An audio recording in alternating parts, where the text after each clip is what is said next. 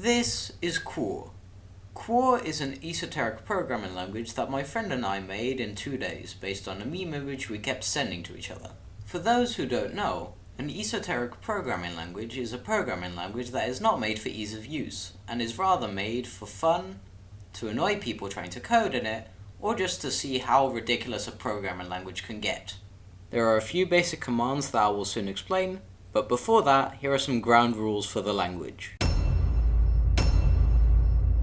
So, to begin, the only allowed characters are Q, H, A, and R, both in uppercase and lowercase, question marks, and exclamation marks. Even in comments. It's not like you'll care, but just act like it was a big shock. There are no strings in the language, because fuck you, it's an SOLang, deal with it. If you want to print a string, you have to set multiple variables to the decimal representation of each character's ASCII value, and then output each variable one at a time. You are also not allowed to use decimals. Instead, you have to convert each digit to a character using this chart. I'd love to pretend that I'm sorry, but I'm really not.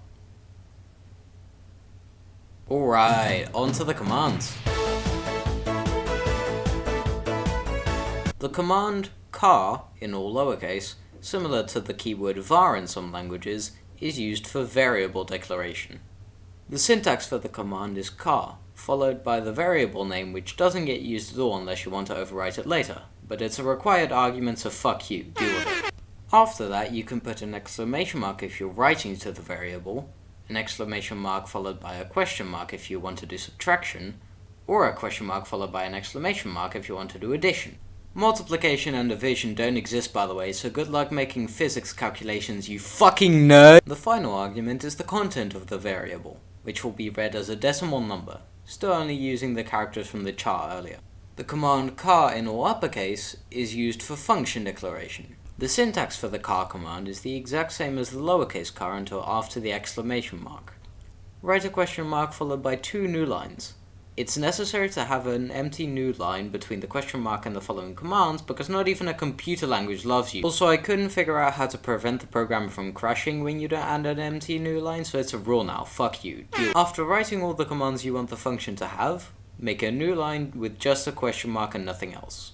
Alright, so those were probably the hardest of all the commands to explain, so I'll just do a speed round for the rest. Exclamation mark QHAR exclamation mark is used for executing functions. It takes only one argument, namely the index of the function in the program. If you want to run the third function declared starting from the top of the script, you will have to write the character with the value of 3 from that chart earlier, which in this case is a capital R.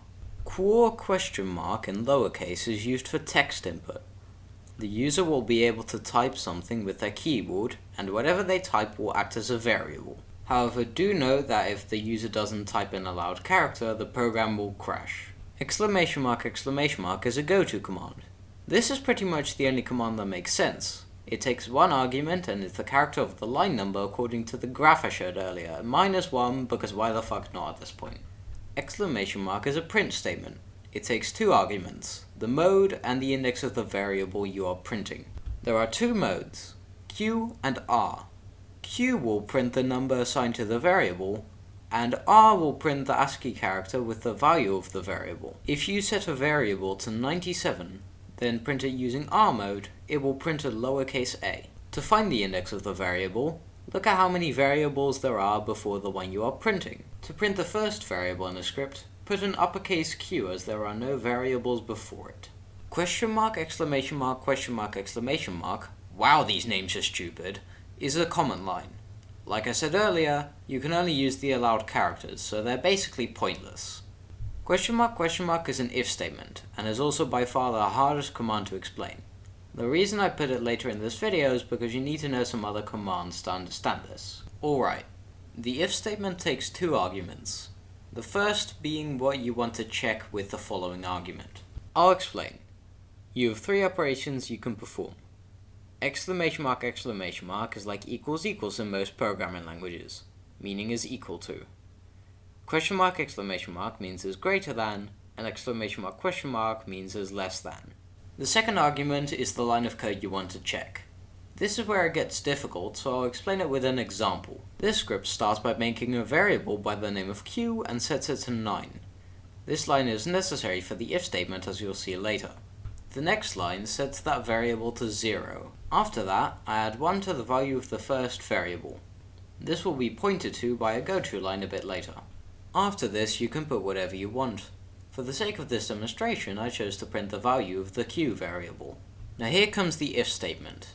This if statement checks if the current value of the variable in the first line of code, indicated by the q, is less than the variable's current value.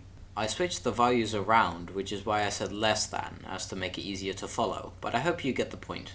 On the first time getting to the if statement, it returns false, as the current value of the variable is 1, which is lower than 9. After iterating through this loop 10 times though, it returns true. This means it will skip the next line of code, which in this case is a goto statement pointing to line 4, breaking out of the loop in the process. If I run this program, it will print 1 through 10. By the way, I'm not printing new lines, which is why it looks weird. Finally, let's create a program. I am working on maybe making a Linux version, but for now it's only on Windows. To code a simple Hello World script, start by downloading QHAR 2.0 from GitHub. The link is in the description. After downloading it, put the folder that the exe file is in your path. I'm not going to explain how to do this, but if you're a programmer, you've probably already done this a bunch of times. If you don't know how to do this, just look it up. Now create a file wherever you want. I'll name it helloworld.qhr. Now open the file in whatever code editor you want. Considering there's no syntax highlighting available, you might as well just use Google Docs. The first order of business is to make a few variables and assign them to the ASCII number of the letter you want to write. Starting with 72 for an uppercase h, 101 for a lowercase e, 108 for a lowercase l, and so on. The next part of the code will print the variables. All we have to do is write a few print statements in R mode, and then put the index of the variables like explained before. Finally, the last line of code should always be QHAR. To run the file, I will open a command prompt window in the folder the script is in, and type QHAR 2.0 helloworld.qhr. And there you have it. I started writing the script to this video in March, and knowing how fucking slow I am at editing, I'll probably have to say what year it is by the time I'm done editing. Thank you for watching, have a great day.